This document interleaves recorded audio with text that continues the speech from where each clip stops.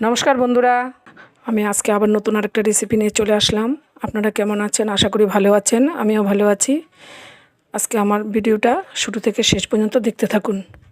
এখানে বাটা মাছ আছে, আলু বেগুন কাটা আছে, টমেটোটা পেস্ট করে নিলাম,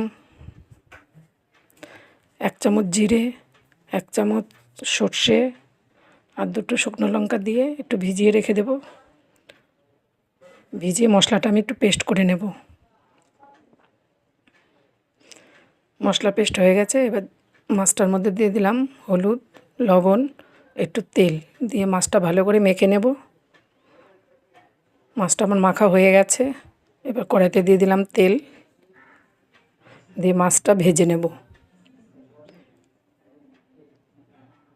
এক পিঠ ভাজা হয়ে গেছে, মাছটা আমি উল্টে দিলাম।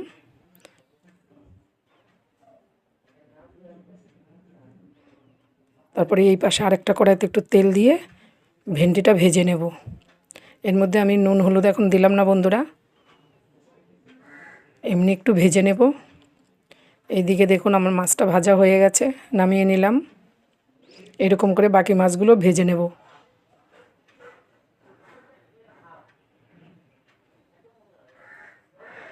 এদিকে ভেন্ডিটাও আমার ভাজা হয়ে গেছে,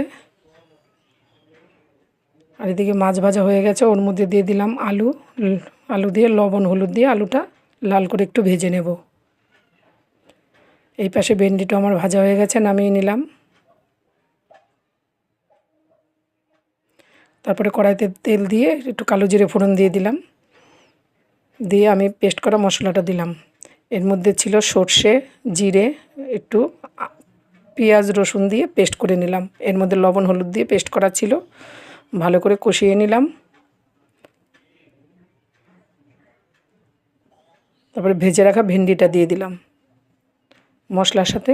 ভেন্ডিটাকে আমি ভালো করে কষিয়ে নেব।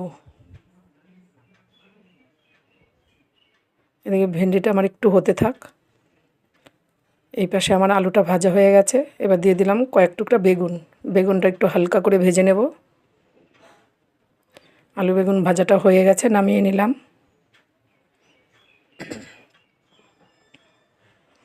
ওই কড়াইতে আর একটু তেল দিয়ে জিরে ফোড়ন দিয়ে দিলাম। তারপরে এখানে জিরে সর্ষে লঙ্কা যে পেস্ট করা ছিল ওটা দিয়ে দিলাম। তারপরে দিয়ে দিলাম টমেটো পেস্টটা, 1 চামচ হলুদ, স্বাদ মতো লবণ দিয়ে একটু কষিয়ে নিলাম। এই পাশে আমার ভেন্ডিটাও হয়ে গেছে, এবার নামিয়ে নেব। এই ভেন্ডি এরকম করে রান্নাটাকে কী বলেন আপনারা আমাকে কমেন্ট করে জানাবেন। তারপরে কটা বড়ি ভেজে নেব। এদিকে মশলাটা আমার কষানো হয়ে গেছে, দেখুন তেল ছেড়ে দিয়েছে। তার মধ্যে দিয়ে দেব ভেজে রাখা আলু বেগুন। আলু বেগুনটার মশলার সাথে ভালো করে কষিয়ে নেব।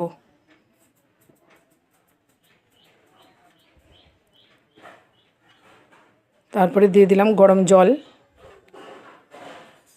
আর একটুখানি মিশিয়ে নেব। এবার আমার এই মাছ আলু বেগুনের ঝোলটা ফুটতে ফুটতে দিয়ে দেব ভেজে রাখা বড়ি। তারপরে দিয়ে দেব ভেজে রাখা মাছ। ভেজে রাখা মাছটা দিয়ে দিলাম।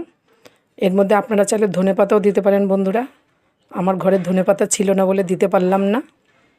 আমার এই মাছের আলু বেগুন বড়ি দিয়ে মাছের ঝোল আর এই ভেন্ডির তরকারিটা কেমন লাগলো কমেন্ট করে জানাবেন।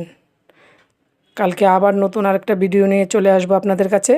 ততক্ষণ আপনারা ভালো থাকবেন, সুস্থ থাকবেন।